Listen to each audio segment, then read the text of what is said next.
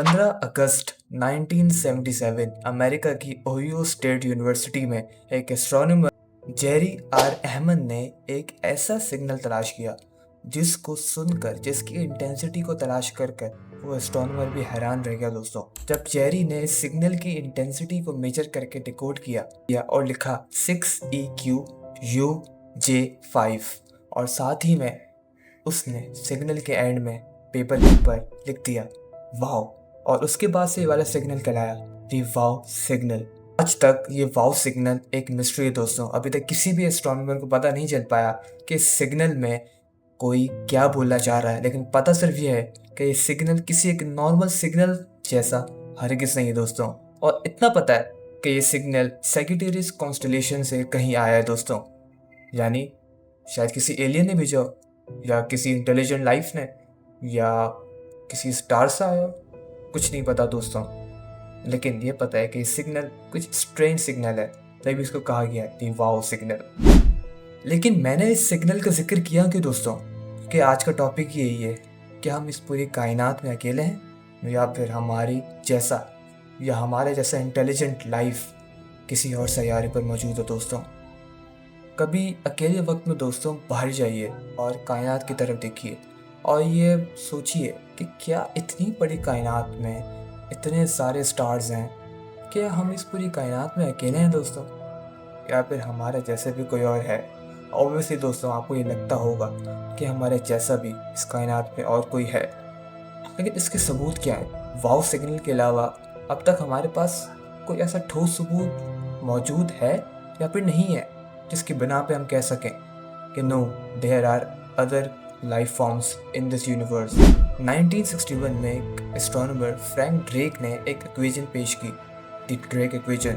इस इक्वेशन के मुताबिक हमारी इस पूरी यूनिवर्स में एलियन सिविलाइजेशंस की तादाद बहुत ज़्यादा हो सकती है दोस्तों, और बहुत ज़्यादा प्रोबेबिलिटी है कि वो एलियन लाइफ इंटेलिजेंट हो और सिविलाइजेशंस में हो दोस्तों। इस इक्वेशन की वजह से बहुत ज़्यादा एस्ट्रोनॉमर्स और बहुत ज़्यादा साइंसदान ये मानने पे मजबूर हो गए हैं कि हम यूनिवर्स में अकेले नहीं हैं, बल्कि हमारे साथ इस यूनिवर्स में और भी एलियन लाइफ मौजूद हैं दोस्तों। और इन प्रोबेबिलिटीज़ को पॉसिबिलिटीज़ में हमें बांट के दिया फर्मी ने, by giving us Fermi paradox. Fermi भी एक एस्ट्रोनॉमर था। फर्मी ने अपनी फर्मी पैराडॉक्स में बहुत सारी पॉसिबिलिटीज़ मेंशन की कि एलियन लाइफ अगर हो सकती है तो वो कैसी हो सकती है, और उसने अब तक हमसे कांटेक्ट क्यों नहीं किया, या फिर हम उस एलियन लाइफ तक कांटेक्ट क्यों नहीं कर पाए दोस्तों। पहला पॉइंट फर्मी ने हमें जो बताया वो ये कि एलियन लाइफ तो हमारी पूरी यूनिवर्स में मौजूद है, लेकिन वो इंटेलिजेंट नहीं है। वो बिल्कुल एनिमल्स की तरह, वो बिल्कुल जानवरों की तरह दूसरे सैयारों पर मौजूद है। जैसे कि यहाँ पे परिंदे हो गए, एनिमल्स हो गए, शेर, पौधे हो गए जो सोच नहीं सकते। इसकी वजह से वो हमारे सिग्नल्स को कैच नहीं कर पाते, जब भी आज तक हम उन एलियन से नहीं मिल सके दोस्तों, और न ही वो हमसे मिल सके। एक और पॉइंट जो फर्मी ने हमें बताया जो इसके बिल्कुल अपोजिट था, वो ये कि एलियन लाइफ हमसे बहुत ज़्यादा इंटेलिजेंट है, वो हमसे बहुत ज़्यादा सुपीरियर है, और हमारी टेक्नोलॉजी उन एलियन लाइफ के आगे कुछ भी नहीं है दोस्तों।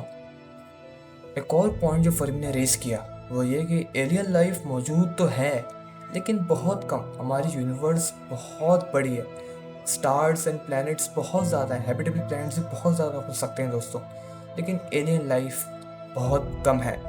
और इसकी वजह से हम एलियन लाइफ से आज तक कांटेक्ट नहीं कर पाए। तो शायद वो कायनात के बहुत कोनों में हो, बहुत एंड ऑफ द यूनिवर्स में हो, इतनी दूर हो कि हमारे सिग्नल्स उन तक पहुंच ही नहीं पा रहे दोस्तों। आप इस बात से मिसाल ले लें कि हमारे जो क्लोजेस्ट हैबिटेबल प्लैनेट है अल्फा सेंटोरी, उस तक पहुंचने के लिए 3.5 लाइट ईयर्स लगते हैं दोस्तों। रोशनी को भी पहुंचने के लिए 3.5 ईयर्स लगेंगे ज़मीन से अल्फा सेंटोरी तक। और अगर हम इंसानों की बात करें और फास्टेस्ट स्पेस क्राफ्ट की बात करें जो कि आज तक इंसानों ने बनाया, वॉयेजर 1, उसको अल्फा सेंटोरी तक पहुंचने के लिए 70,000 साल लगेंगे दोस्तों।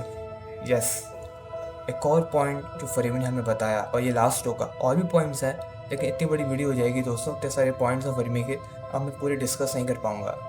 एक और पॉइंट जो फरमी ने बताया, ये सबसे ज़्यादा स्केरी पॉइंट हो सकता है दोस्तों, और ये कि एलियन लाइफ हमें जानती हो और हमें छुप छुप के देख भी रही हो, लेकिन वो हमसे कांटेक्ट करना ना चाह रही हो।